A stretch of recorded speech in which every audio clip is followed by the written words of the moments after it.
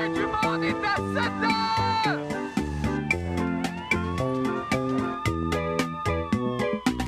La fin du monde est à 7 heures, annoncez le téléviseur. La fin du monde est à 7 heures. The end of the world is at 7 o'clock. Avant d'aller voir les amis, il faudra leur téléphoner. Il y a un temps pour chaque chose. La vie, elle, ce n'est pas rose. La fin du monde est à 7 heures. Nous sommes 3 heures après la fin du Le ciel s'est monde. enfin mis d'accord. Éliminons de l'univers la race humaine par la mort. La parole est à Jupiter. Envoyons donc un météore sur cette engeance que j'aborde. Sauf sur Gertrude que j'adore.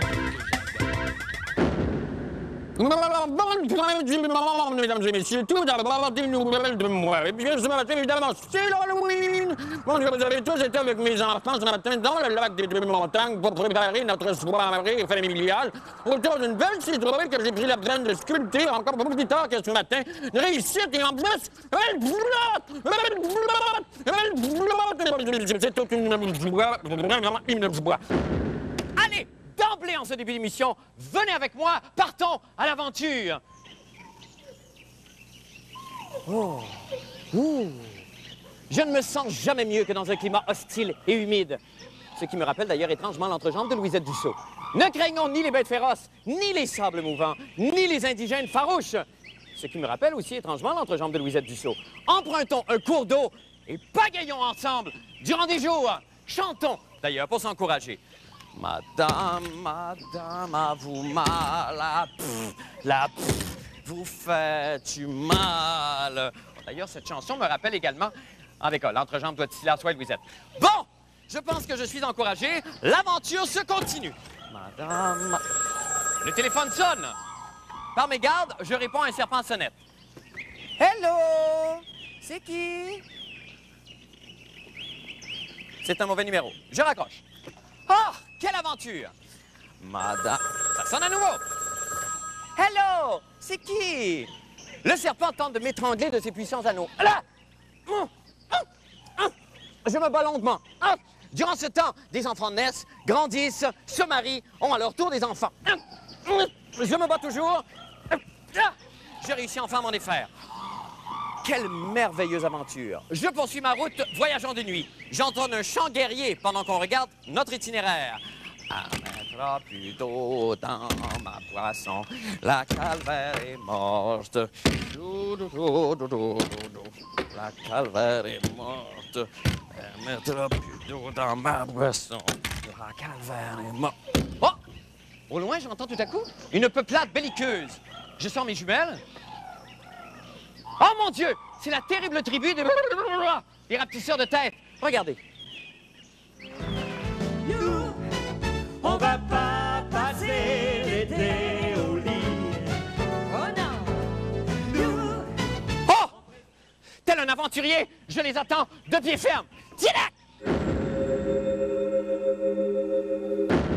Vous êtes déprimé, vous avez le moral dans les talons, vous en avez assez de votre Prozac? Eh bien, faites comme nous. Pour voir la vie en rose en toutes circonstances, utilisez l'hélium.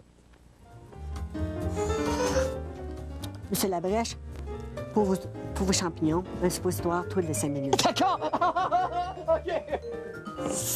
Comme ça, vraiment, ça va si mal que ça, monsieur? Monsieur Labrèche, si j'étais vous, je déclarerais faillite. Ah, toutes mes sympathies, Sophie, c'est épouvantable. Je l'ai appris ce matin même. Il est parti assez vite, là. Oui, je sais.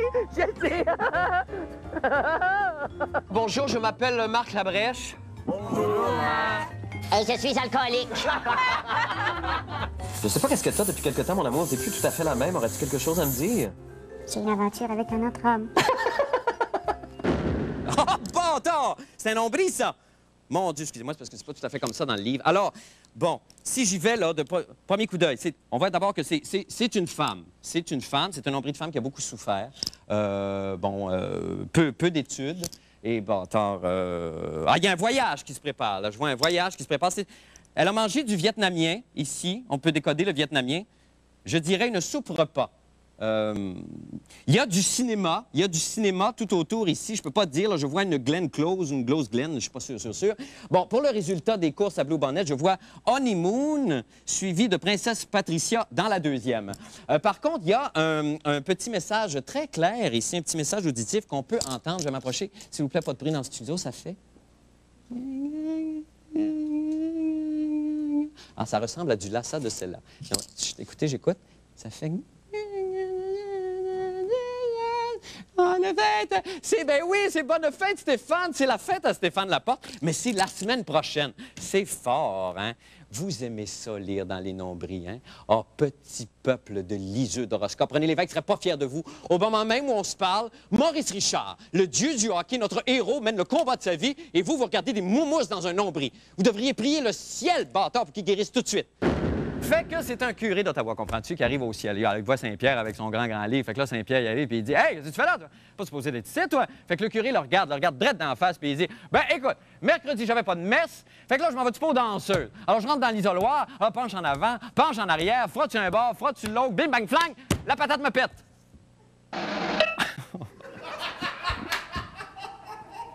L'histoire paraît scandaleuse et les faits semblent troublants. À la une des journaux, un curé de 73 ans qui en pète une, comme dirait Marc, dans l'isoloir d'un bar de danseuses nues. Sacrilège.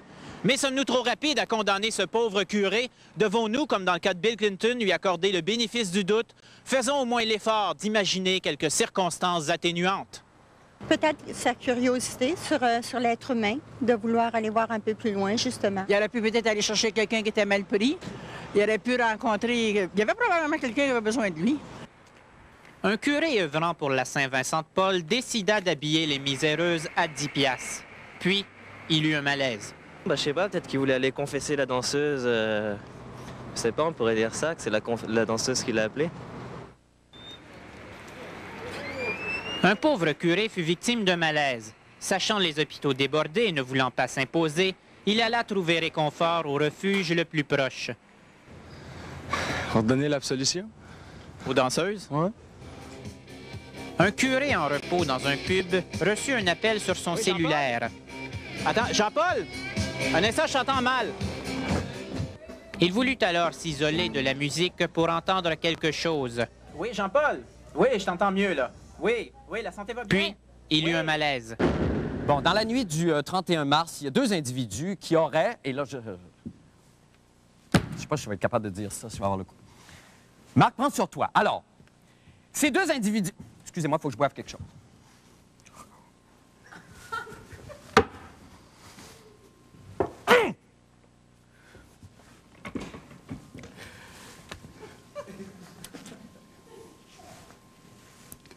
Les deux...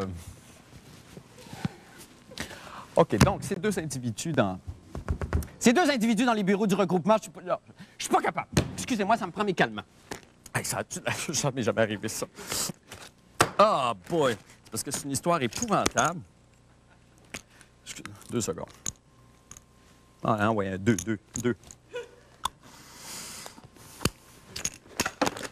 Bon! Merci. Alors, les deux individus ont pris le panneau sur lequel était inscrit « Regroupement scolaire confessionnel ». Et là, ils ont scratché 2 lettres! Ce qui fait que depuis, l'organisme s'appelle le Regroupement scolaire confessionnel.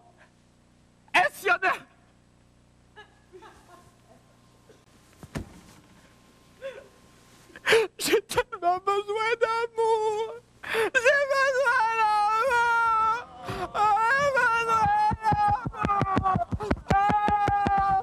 Eh bien, hélas, il semble que ce ne soit pas le seul méfait de ces deux dangereux criminels. Le reportage de Bruno Blanchet. En effet, la police croit que nous avons affaire ici à un dangereux maniaque ou une dangereuse maniaque qui subtilise les lettres pour une raison qu'on ignore encore. Ici, Jean Talon devenu Jatalon. De nombreuses lettres sont disparues de pancartes et affiches cette semaine. Ici, propriété privée, hantée interdite. On a volé les R. Arrest-stop est devenu arrest... Cul-de-sac, devenu cul-de-sac. Même les marques de commerce ont été attaquées. Pepsi devenu Epsi et Pessi. Belle devenu Bleu. Et que dire d'escalier ou pape et gicleux. la police de la CUM se perd en conjoncture. Mais on croit avoir certaines pistes, car avec les lettres manquantes, on a recréé les phrases suivantes. Goûte à ma guacamole, gamoisi la motte, mais c'est moi assez poite. Et Yvan Martineau m'a mordu. En attendant, il sera défendu de fuir et on devra malheureusement aller aux Tillettes.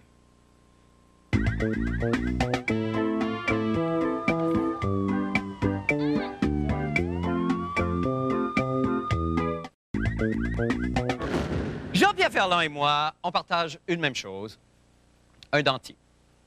C'est pour ça qu'on ne voit jamais ensemble. En ce moment, Jean-Pierre est chez lui devant la télévision et il se dit « Ah, l'enfant tienne, il l'a dit ». Mais plus qu'un set de molaires et de canines de première qualité, nous avons en commun un sex appeal qui fait fondre la femme. Voyez cette flaque à ma gauche? Voilà. C'est Ginette et Sandra, mes 2 dernières maquilleuses. J'ai levé un sourcil et flouche, ça a pénétré. C'est pas pour rien qu'on m'appelle l'extracteur ajouteuse. Je ne me déplace jamais sans ma mop, de peur que le premier venu slide sur une femelle victime de l'effet la brèche. Oh non, j'en aurais long à vous dire sur les façons de faire du coulis de madame. J'en aurais aussi long à vous dire, monsieur, sur la façon de plaire à votre femme et de la garder. D'où me vient son savoureux savoir-faire? Eh bien, de nul autre que le mystérieux Jérôme, auteur de la Bible de l'époux avenant, Comment garder sa femme, petit manuel à l'usage des hommes de bonne foi. Et parce que je me sentais généreux ce soir, j'ai illustré quelques-uns des meilleurs conseils de Jérôme. Chante-lui sa chanson préférée chaque fois qu'elle te le demande, sans te faire prier, et chante-lui souvent.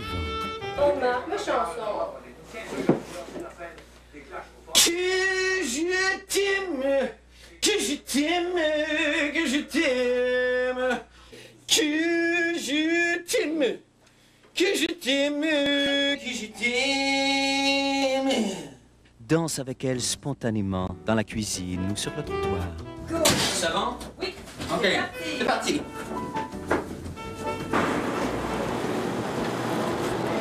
Aime-la au-delà de ses croyances. Chacun a sa religion, toutes les choses auxquelles on croit. Mais l'amour est plus profond que ses opinions. OK, les enfants, venez là, c'est l'heure de sacrifier Tante Margot, faire plaisir à maman. Venez-vous-en vite, là, j'allume. Murmure-lui des mots doux dans une langue étrangère. Cela lui fera faire un petit voyage. Oh, Marc, un week-end à New York. Go fuck yourself, son of a bitch. Laisse-toi être un enfant avec elle. Quand tu as peur, dis-lui « j'ai peur ». Quand tu es enjoué, montre-lui ta joie. Marilyn, oui? J'ai fini ma digestion. Oui? Là, faut que j'aille à la selle, j'ai bien peur. Je l'ai eu! Tu l'as eu? Je suis content! Yes! Yes! Yes! Regarde-la dans les yeux 49 fois par jour. Regarde-la dans les yeux à son réveil. Regarde-la dans les yeux quand elle te parle et quand tu lui parles.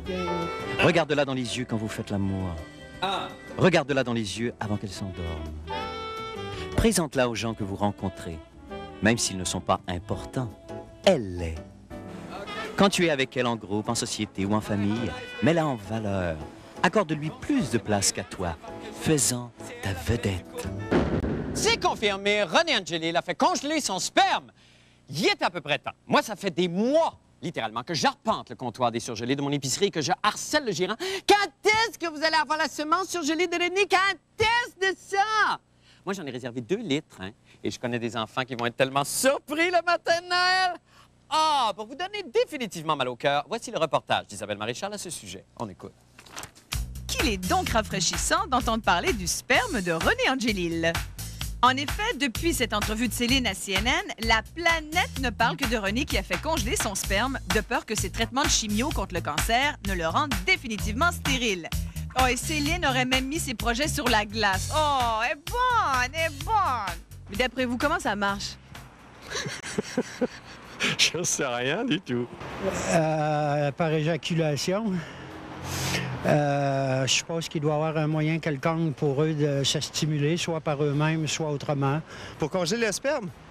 Ils doivent avoir des bons congélateurs. En tout cas, je dirais que c'est comme dans les films, là, un espèce de petit truc que tu défices, t'as bien de boucade dans l'azote liquide, genre, puis le sperme est congelé là-dedans.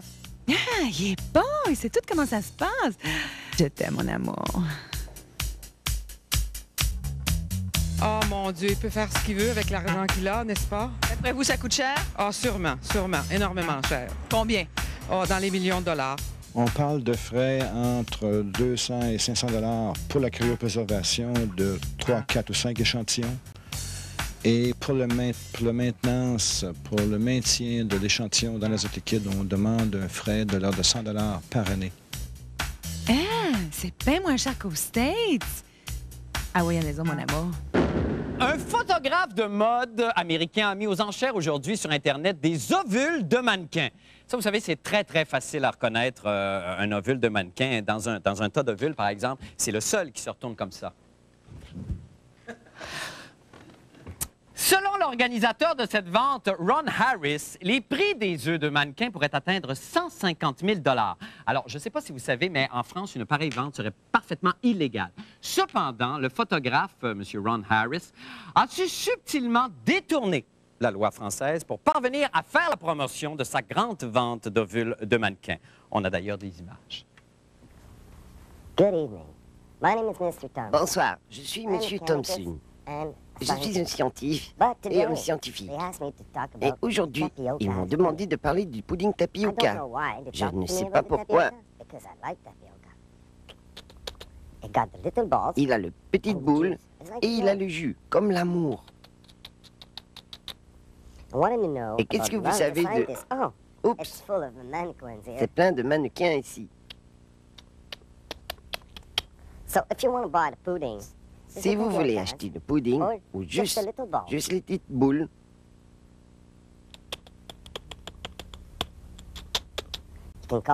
vous pouvez nous appeler et nous verrons ce qu'on peut faire pour vous, comme les supermodèles.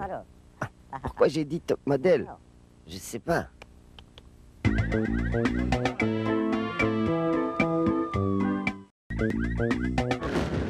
Après des années de sacrifices et de labeur, je peux enfin vous présenter ma dernière invention, les ongles mous!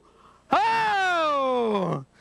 Oh non, mais vraiment, quelle femme n'a pas rêvé d'être coquette en arborant 10, oui? Je dis bien 10 ongles mous et collants.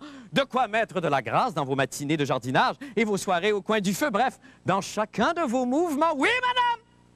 Démonstration, s'il vous plaît.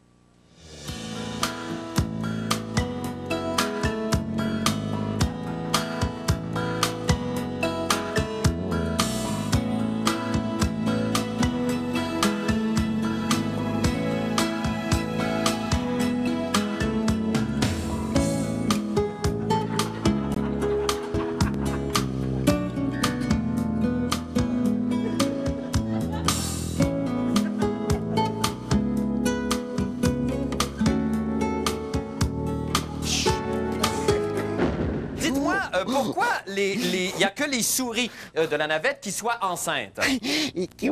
C'est parce qu'on a eu un party de souris. Puis là, on a bu du vin. Puis là, on a dansé. Puis là, il m'a dit qu'il allait faire attention, mais là, je suis enceinte. J'étais assez contente. Si, quand ben même. L2 du février. Altifleuse, toi en l'ombrage. Restera 2 lunes de temps frais. Si la siffleuse la ouépoué, artite à crémone, restera plus que 2 heures. En partance de ce cas, Manon vient danser. Hey!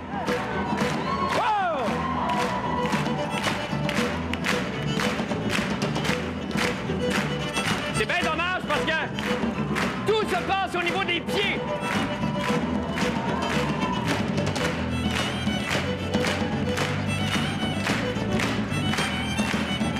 Et hey!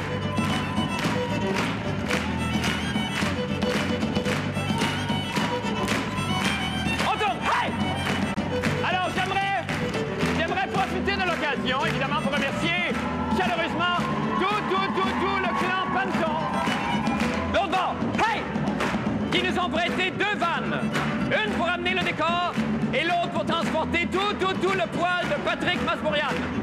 Maintenant, attention, finale spectaculaire.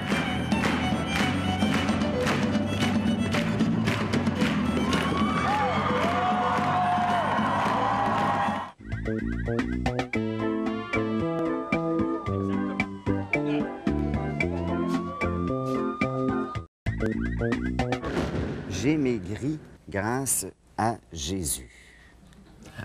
Alors, en cette période de Pâques, on se demande, où est Jésus? Où est Jésus à 3 semaines de Pâques? Où est-il? Eh bien, il est dans le désert. Il est dans le désert, il jeûne, il réfléchit, il parle à son Père.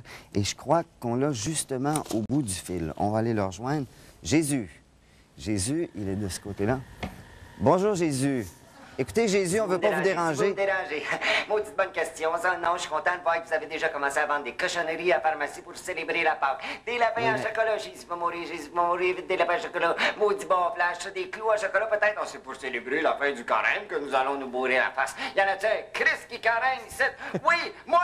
Puis aussi une gang de chiliens dans l'église, mais ça n'a pas l'air de vous déranger. Tu sais, moi, ça fait 3 semaines, je suis en train de crever de faim dans le désert pour vous sauver, toi et ta gang. Puis là, c'est rendu que mon père veut me sacrifier pour vous montrer à quel point vous êtes malade!